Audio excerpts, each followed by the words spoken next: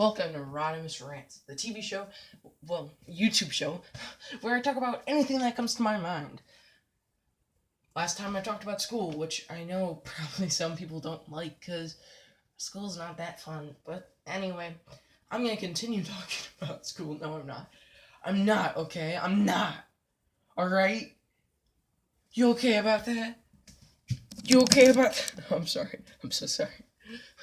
I try not to shake the camera, only because sometimes it gets really bad when people see it being shaked, because you don't know the illusion that I'm just putting my camera in front of Hot Rod while I'm in my bathroom talking about whatever comes to my mind. Really, I do that. I do that. That's what I'm doing right now. But anyway, I do want to talk to you guys about, I was thinking about talking about, if Transformers had a new series. And that's what I'm going to do. So, Transformers. A new series that they could really make. It could be kind of a machinima show. It could be one that really Hasbro doesn't do on themselves. Doesn't really do it all that much.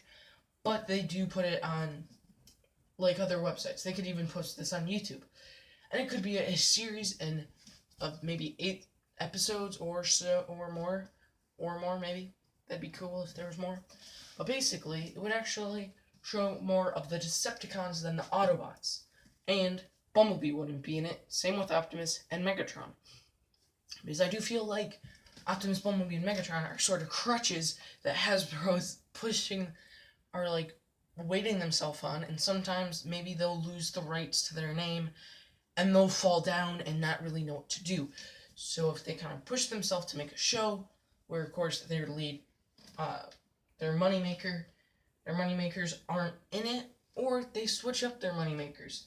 They make, Perceptor the new interesting character. They make, I don't know, other guys. Maybe Perceptor would be interesting. Windblade. Of course, Windblade is sort of like a mini crutch that they're going to have to depend on, because they are using her a little too much, in my opinion. But I do think that characters like Thundercracker, Skywarp, should really be brought into the light, and I really want all of Transformers to be Hasbro's crutch. And I know this kind of sounds bad, but if you have 18 crutches, you're not going to fall over. If one of them falls over, you're still steadily supported, and you aren't going to lose ideas. But if you have 2 or 4 crutches, you're probably going to fall off pretty quick. Because you don't ever know what's going to happen to rights and names. Especially Bumblebee. They lost his rights for a long time. That's why you didn't see him in, Armada, the Unicron trilogy.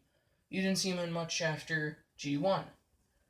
So, of course, when Michael Bay finally helped them get back the rights, same with Hot Rod, they were able to bring back the character. Where that's why Hot Rod wasn't in Transformers Prime, Robots in Disguise. He was still allowed to be used. He just had to be called the best name ever, Rodimus, because that's my channel. Anyway, I do really think that Hasbro, if you do this, this will be good for you to learn how to be kind of dependent. You don't have to be, you can kind of be independent with Transformers being your 180,000 crutches that are just holding you up, and you won't fall down as easy as you would with 4 that are Optimus, Bumblebee, Megatron, and Starscream. Because really those are your main characters that you're putting in every movie. If you learn how to chop them out, and not really show them as much, and they started to do this with Starscream, that's why he's not in many of the movies. And I'm kind of fine with that. I would have actually liked in Last Night for it to not be Megatron and it to be still Galvatron.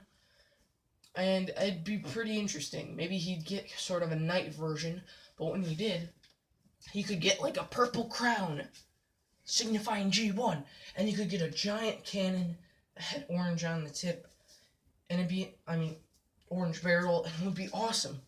Because really, Galvatron is a character that they haven't used enough, I feel. Out of G1, he really wasn't in animated. I think he was, mentioned or shown a couple times, but he wasn't really mentioned. Sorry, I'm kind of sick. Hold on 1 second. Now, I am a big fan of Bumblebee, Optimus, Megatron, and Starscream. They've been some of my favorite characters since childhood. But really, Hasbro, you need to learn how to be independent. I'm sorry, I'm saying the wrong words. My mind is on candy. But really, you have to be independent about the way that you use your characters. Because you never know. I mean, sure, sometimes Optimus Prime, Megatron, Bumblebee, and Starscream are all locked in names, but you don't know what could happen. Peter Cullen could just decide to not do the voice again, and I am glad that they are kind of leaning away from him being all the voices, but I would still enjoy him to be Cyberverse, and as long as he can, because he is an amazing man, and he does have the Optimus voice trademarked in my opinion. And of course, sometimes it's actually worked not having an Optimus voice. I still do think that if you become independent in Hasbro, you won't be able to fall over, basically losing money and having to do all this character stuff now. So I'm thinking if you do a short mini-series on YouTube about a couple characters, like you can do characters from Siege and do kind of like a sideline show, or even a Cyberverse show, and it can even be stop motion. But it should at least two things it has to have. It really can't be all about Bumblebee and Optimus, Megatron, and Starscream. It sort of has to be about the lesser known characters. Hot Rod, Blur, Ultra Magnus, Galvatron, Acid Storm, Sunstorm. All those characters really need to get expanded upon and need their own shows and need their own really overarching story arcs. That's why IDW was amazing. Didn't really feature Optimus and Megatron all that much. It did feature them quite a bit, but it didn't feature them in every issue. And it even made Hot Rod seem like the best leader of all time while still doing terrible things. Like messing up and, of course, that stuff. It did make Ultra Magnus seem like an amazing leader, that he could really lead and lead with a charging force. So I do think that Hasbro, you kind of need to take what IDW did and blend that into a show. Just make your characters more interesting, and don't be relying on these 4 characters, rely on all of them.